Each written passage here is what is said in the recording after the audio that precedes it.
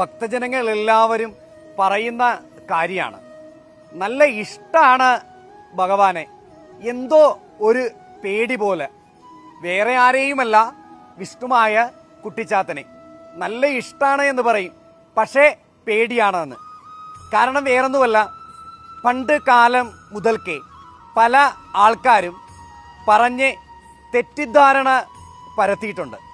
ചാത്തൻ ദുർമൂർത്തിയാണ്, വിഷ്ണുമായ സ്വാമി കോപിക്കും, പൂജിച്ചു കഴിഞ്ഞാൽ ജപിച്ചു കഴിഞ്ഞാൽ കാലാകാലം അത് മറ്റുള്ളവരും ഉപാസിക്കണം, അതായത് വരുന്ന തലമുറകളുമൊക്കെ. അങ്ങനെ ഒരിക്കലും ചിന്തിക്കേണ്ട. ഒരു യോഗമാണ് വിഷ്ണുമായ കുട്ടിച്ചാത്തനെ പ്രാർത്ഥിക്കാനും അതുപോലെ തന്നെ ജപിക്കാനുമൊക്കെ. അത് ഈ ജന്മം യോഗമുള്ളവരെ ആരാധിക്കും, പ്രാർത്ഥിക്കും, പൂജിക്കും, കൂട്ടത്തിലെ പൊന്നുണ്ണിയെ മകനെ പോലെ കൊണ്ടു നടക്കും. അത് യോഗമുള്ളവർ കൊണ്ടു നടന്നോളും.